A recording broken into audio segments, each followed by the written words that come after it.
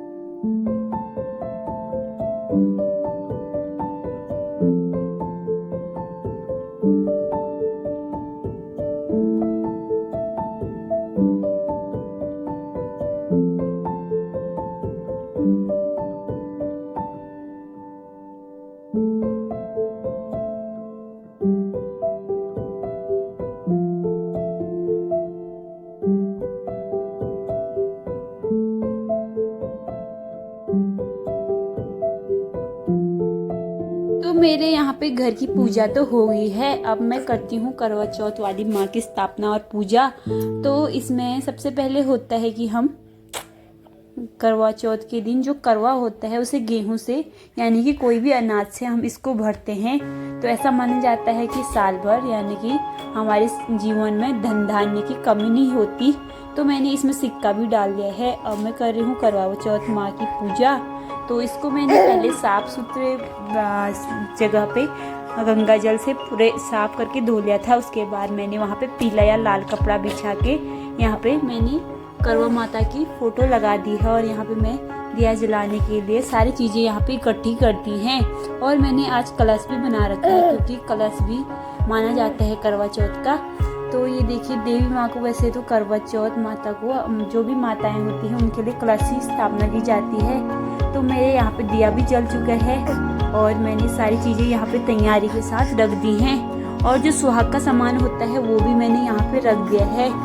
जो चढ़ता है वो सुहागिन स्त्री को दिया जाता है। और यहाँ पे गणेश जी की स्थापना के लिए मैंने गाय का गोबर और जो सुपारी होती है उसको रखा है।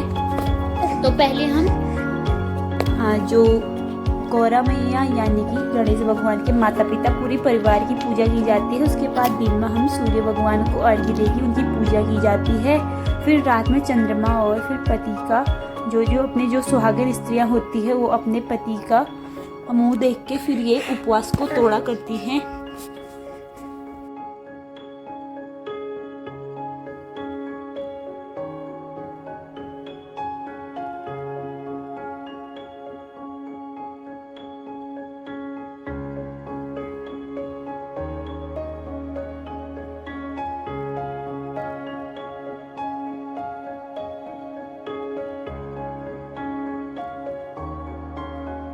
तो मैंने दिया जला के यहाँ पे पूजा पाठ भी कर ली है, क्योंकि मैंने हम 3-4 साल लगातार करवा चौथ का उपवास ले रखा है और इसे बीच में तोड़ा भी नहीं जा सकता है।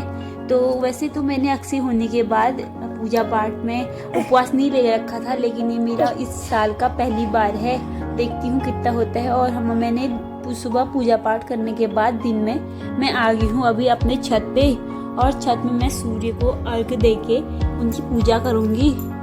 और तैयार होके यहाँ पे सज धज के और सुहागिन स्त्री करवा चौथ के दिन में भगवान सूर्य की पूजा करती हैं और उनको अर्घ्य दे के उनकी पूजा की जाती है।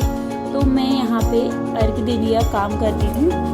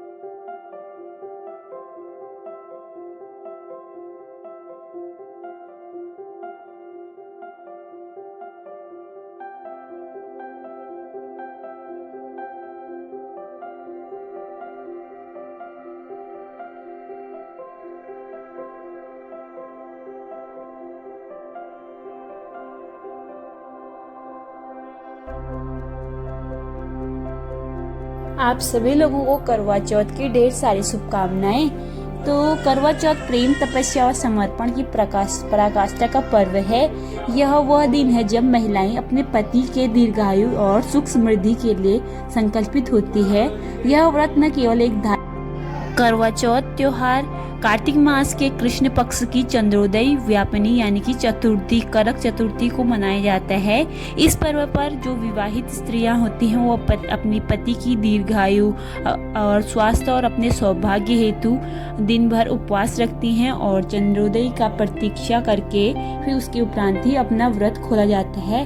तो मैंने हर साल की भांति इस बार भी मैंने अपना फास्ट कर रखा है और सब लोगों को जो सुहागिन औरतें होती हैं उनकी तरफ से एक बार फिर से मैं करवा चौथ की ढेर सारी शुभकामनाएं देती हूँ, क्योंकि ये सबसे उपवास का सबसे मेन होता है। तो करवा चौथ को तो पहले से ज़्यादा इसका महत्व नहीं था, लेकिन समय आजकल जो समय आ रहा है उसके साथ साथ इस व्रत का भी बहुत ज़्यादा महत्व बढ़ गया है, क्योंकि हमारे जो पंचांग या जो बड़े धार्मिक पुस्तकें होती है तो उसमें ज़्यादा वट सावित्री के बारे में ही बताया गया है, लेकिन ये थोड़ा थोड़ा करके अब हमारे प्रचलन में आते जा रहा है ये व्रत। और ये सबसे मेन होता है कि अपनी पति की दीर्घायु के लिए हर स्त्री इसको बखूबी निभाती है और अच्छे से इस व्रत करके फिर रात में जब चंद्रोदय होता है उसके बाद चंद्र को अर्घ्य देने के बाद अपने पति के द्वारा पानी पी के ये उपवास को तोड़ा जाता है।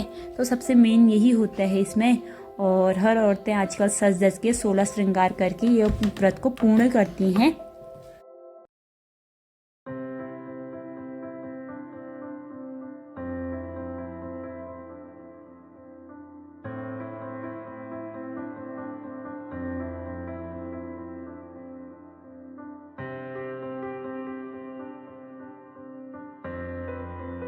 पूजा करने के बाद थोड़ा सा मैंने भी यहाँ पे फ़ोटो खींची, क्योंकि आजकल सभी फ़ोन होते हुए भी यहाँ पे फ़ोटो खींच जाती है।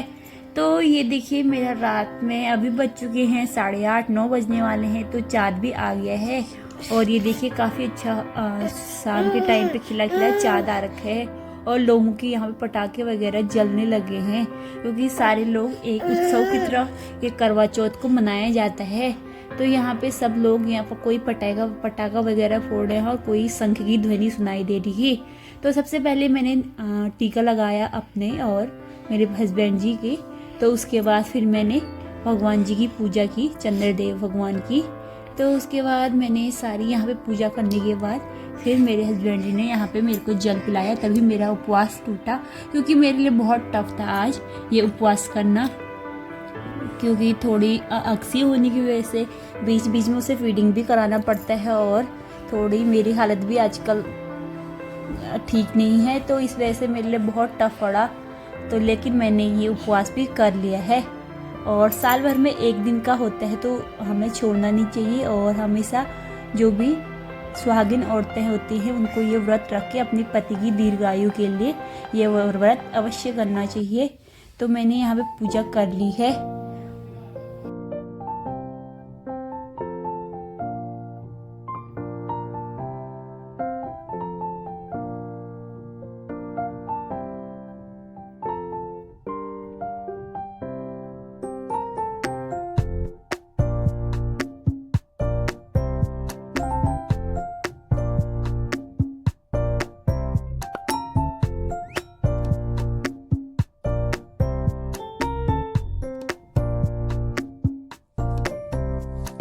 तो मेरा व्रत भी हो गया है और मैंने अपना उपवास भी तोड़ दिया है। तो अब मैं बनाती हूँ नीचे जाके खाना और सब लोग खाएंगे और मेरा भी फास्ट है, तो मुझे बहुत जोर की भूख लगी है। तो आज के ब्लॉग में बस इतना ही। फिर मिलते हैं दोस्तों आपको एक फिर से एक नई ब्लॉग के साथ। तब तक अपना ख्याल रखिए। Bye bye.